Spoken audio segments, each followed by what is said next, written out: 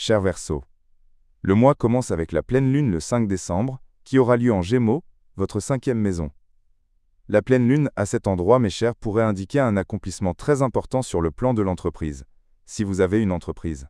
Vous pourriez constater que vous réalisez de nombreux grands accomplissements, ou cela pourrait nous montrer la fin d'un travail créatif que vous avez fait auparavant. Par exemple, si vous travaillez sur un livre, vous pourriez terminer ce livre, ou un projet artistique ou créatif que vous essayez d'accomplir depuis un moment, vous pourriez arriver aux conclusions de ce projet.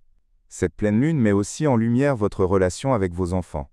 Vous pourriez constater que vous avez atteint un certain niveau de maturité dans votre interaction avec eux, ou que vous avez plus d'expérience dans votre interaction avec eux, et cela pourrait se refléter sur leur personnalité. Le 10 décembre, Neptune cesse sa rétrogradation et avance. Cela se passe dans votre maison d'argent. Toute personne dont l'ascendant est Verseau, si vous avez rencontré des difficultés récemment sur le plan financier, de la confusion, des retards, du brouillard, attendez-vous à ce que vos affaires financières commencent à s'améliorer après le 10 décembre et au-delà. Le 11 décembre, Mercure transite en 11e maison. Cela a pour effet de renforcer vos circonstances financières. Vous avez de bons gains matériels grâce au transit de Mercure à cet endroit, et aussi grâce à d'autres planètes. Si nous remarquons, votre 11e maison est activée pour plus d'une raison. Nous avons Vénus, le Soleil, Mars, tous se déplacent en 11e maison, qui est l'une des maisons d'argent. Ajoutez-y Mercure.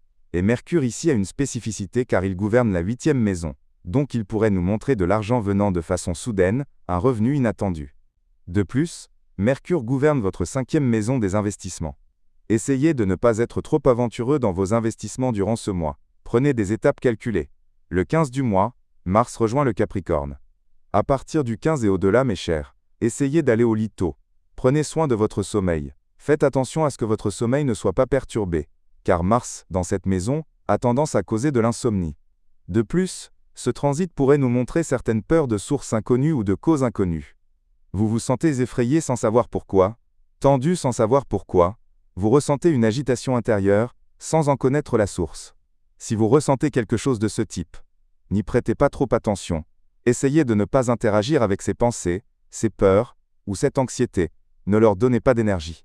De plus, le transit de Mars dans cette maison, mes chers, est une invitation à faire plus attention aux dépenses, à réduire les dépenses. Le 19 décembre, nous avons une nouvelle lune qui a lieu en Sagittaire. Cela aussi est une indication supplémentaire de revenus matériels durant ce mois. Si vous remarquez, la 11e maison est très activée, donc en fin de compte, de nouveaux revenus entrent dans votre vie. Et ces revenus, mes chers, pourraient impliquer un ami qui y joue un rôle. Par exemple, un de vos amis pourrait être celui qui ouvre la porte de cette subsistance, ou il pourrait vous référer à une opportunité d'emploi spécifique,